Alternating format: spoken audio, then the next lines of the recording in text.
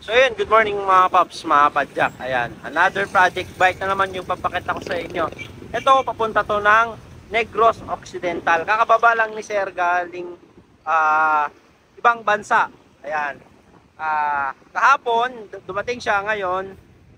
Punta siya dito sa shop natin para ipabuild tong kanyang project bike. Kaya maraming salamat sa mga OFW at saka mga nasa ibang bansa na mga nag-order sa atin. Kahit ang lalayo nyo, solid yung suporta nyo dito sa Pops Bike Shop. Ayan, yung iba naman pag dumadating dito sa Pilipinas, direkta sila nagpapabuild dito sa Pops Bike Shop. Kaya maraming salamat.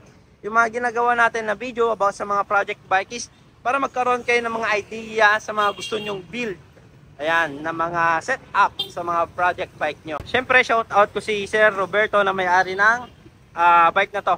Isa-isayin natin yung mga parts na kinabit dito sa project bike niya. Unahin na natin dito sa carbon Lodi.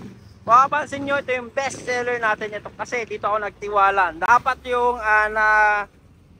brand na nahawakan ko pagdating sa carbon, pero Mountain Peak lang na pinakamura ang hindi pa siya nagkaka-issue.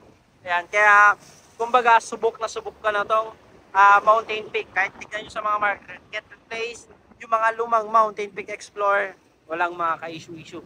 Kaya ganun kalupit tong Mountain Peak na to. Mura tong frame niya na carbon pero doon yung tibay niya. Size ng bike na to, 27.5 by 17 na naka-QR. Siyempre, naka-sealed bearing headset na rin siya. Pops Pro 2 stem, naka-lifetime warranty to. Siyempre, pag short stem, ang bagay dyan, kung hindi low rise, mid rise handlebar.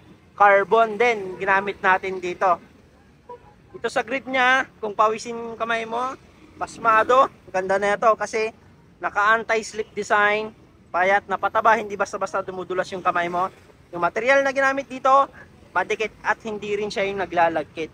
Naka Shimano brake set NT200, naka Shimano Jore 1x12. Straight yan ha. Shifter, chain, RD nya, M6100 yan load mga boss. 1051. Itong 10 yan na 10 teeth. Panghataw. Itong 51. Ito yung mga pang-ahon. Straight Jore yan. Fork nya, Mountain Peak. Ayan. Dapat all black yung lalagyan natin. Kaso, nilagyan natin yung gold stanchion para bumuhay. Kung mahihiwalay yung tuloy-tuloy na kulay niya. Siyempre, air na yan. Lagay niya ng hangin, manual lockout. Dito tayo sa gulong niya. CST Jackrabbit, tubeless ready na to. Folding tire.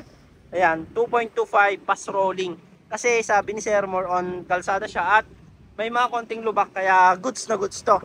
Pops Pro 1 rim. Naka 1 year warranty. If ever man na gusto ni Sir mag-tubeless, pwede to. Naka Pops Pro din na spoke. Siyempre, sword na hubs, tunog mayaman. Yan. Naka Shimano rotor din siya. Dito tayo sa saddle niya. Ayaw man lang mataba ni Sir, kaya ito yung kinabit natin. Mosaic coal na seat post. Nagulat si Sir. Yung coal na seat post mas magaan pa compare sa mga carbon na seat post. Alloy to pero napakagaan. Yung seat clamp niya, pag seat clamp ng mga carbon naman, advisable yung mga bolt type, hindi yung mga quick release kasi may tendency na pumutok yung frame natin if ever na quick release. So tayo sa crankset niya, Saturn crankset. Ito yung kamukha ni Jore Shimano. Naka Halotech na, naka 36 teeth, naka narrow white chain ring na. Siyempre, sealed bearing, weapon, pedal, ambush. Ayan. Sa mga naghanap ng smooth na ikot, ayan, weapon, ambush. Ito yung hubs niya. At syempre, sa mga magtatanong magkano yung presyo nito, inabot to ng 45,000 pesos. Ayan.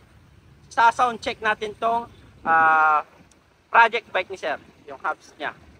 Ayan, sound check tayo. Napakaingay ng area namin. Ayan, doon natin masusubok yung ingay ng sword na kinabit natin.